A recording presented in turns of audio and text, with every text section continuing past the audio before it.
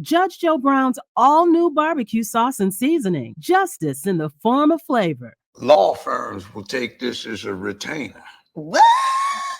It must be a law firm where they hungry as hell. Now you gonna help me with this parole I'm dealing with? Judge Joe Brown's all new barbecue sauce and seasoning. Justice in the form of flavor. With one taste of our premium blends of all natural ingredients, herbs, and spices, you'll fall in love with meat all over again. Judge Joe Brown's all natural barbecue sauce collection is made up of 2 zesty flavors, original and spicy. There's only one way to bring order back to barbecuing. Just add Judge Joe Brown's all natural barbecue sauce and seasoning, and you be the judge.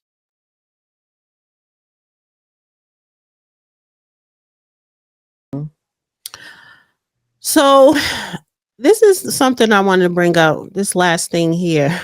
God. And my thing is, it's always somebody black that has to or want to show they ass. Did you see that black preacher? So towards the end of the inauguration inside the Capitol, you know, it was a rabbi and someone else, you know, like a person from each faith come up and say a prayer. So, of course, we had the black preacher, pastor come up. And he was just doing too much. God, we're asking you not only that, let freedom ring from Stone Mountain, Georgia. Let freedom ring from Lookout Mountain of Tennessee. Let freedom ring from every molehill in Mississippi, from every state, every city, every village, and every hamlet. And when we let freedom ring, we will be able to speed up that day where all of your children, black men and white men, Protestant and Catholic, Jew and Gentile, will be able to sing in the meaning of that old Negro spiritual, free at last. Free at last. Thank you, God Almighty. We are free at last. If you believe where the Spirit of the Lord is, there is liberty. Come on, put your hands together and give your great God great glory. God, we're asking you not only that. So what was his name? This is his name. Martin Luther King, but anyway, he's not doing. Pastor Lorenzo Sewells. Where is he from? I think I don't want to say the word tether, but I think let me see. I think he's from Detroit. What else? Okay, there we go.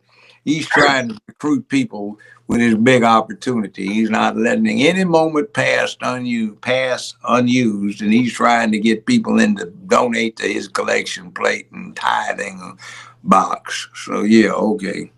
I know he was on a camp. Oh, he is the one. He is from Michigan, but he was the one that held that.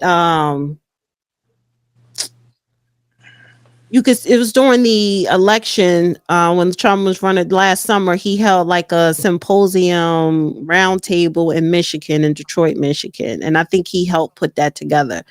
But I think he's I don't think he's a full Black American, but I don't want to get too much into that. But even though we were talking about, you know, immigration and stuff, but he was just doing too much. Well, it's weird who gets recognized and who doesn't. There are a lot of people in Georgia, Dr. and Mrs. Dr. Rawl down there weren't getting paid, and they did a whole lot for weeks for the Trump campaign. They're basically unrecognized. There were former judges or retired judges down there who did a lot. There were a lot of ordinary people all across the state on the grassroots level that did a hell of a lot of work that were unrecognized by the official campaign structure. So this guy just gets here and he puts on a show and it looks so colored. Come on now. Really? And it's like it looks like a Tyler Perry movie where they have the obligatory church scene. But it looks like the worst version of colored church. Yeah, it's campy. Pastor Lorenzo Sewell is an American non-denominational pastor. He served as the senior pastor at the Detroit-based 180 Church. Sewell is a former gang leader. He spoke on day 4 of the 2024 Republican National Convention and gave one of the 3 benedictions at the second inauguration of Donald Trump. He's been called again. Okay, fine. I'd like somebody to get the idea that black folk are not just represented by preachers who go over the top like this. Mm-hmm. Too much. We do have other things going for us besides pontificators from the pulpit.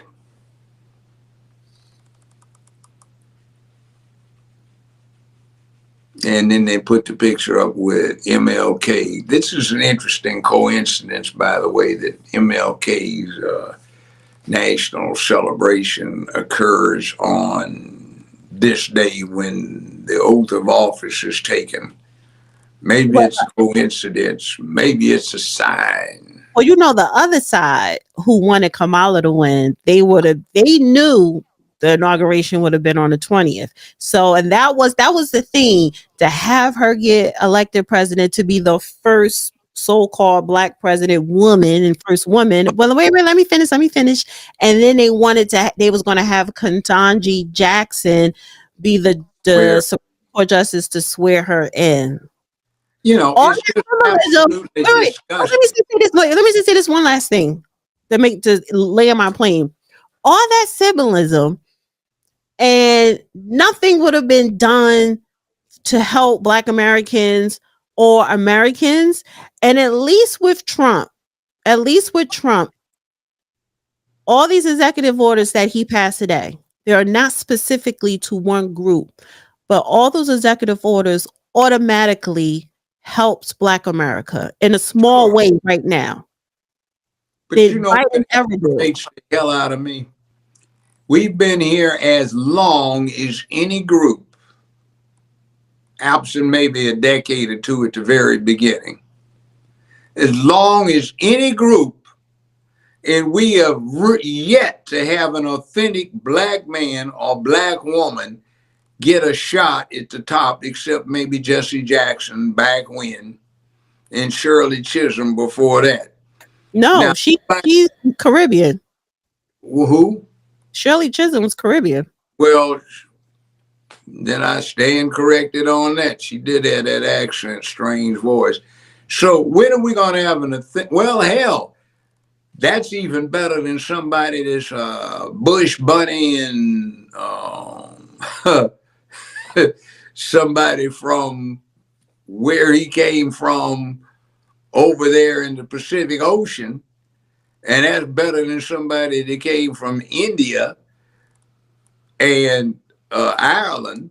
Come on now. Oh, that's true too. That's true. When are we going to have somebody with authentic North American antecedents, solid antecedents? Somebody, Kamala didn't count because she was faking it. She wasn't black. Her daddy said he was Irish and Hindu. And her mama says she's Hindu, so how does she get to be black out of that? Doesn't match up.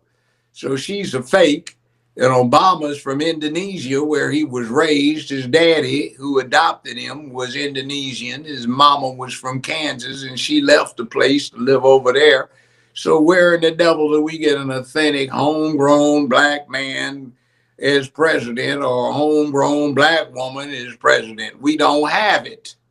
So when are we going to get our acts together and stop going along dealing with the part of the slave owners giving us a fake deal? Satisfied. We so happy we's got somebody wheezing that look just like us. Oh, ain't that nice? I do want to highlight Donald Trump because he mentioned Black people and Hispanics, but he mentioned Black people in his speech today. Black and Hispanic communities, I want to thank you for the tremendous outpouring of love and trust that you have shown me with your vote. We set records, and I will not forget it. I've heard your voices in the campaign, and I look forward to working with you in the years to come. Today is Martin Luther King Day, and his honor, this will be a great honor, but in his honor we will strive together to make his dream a reality. We will make his dream come true.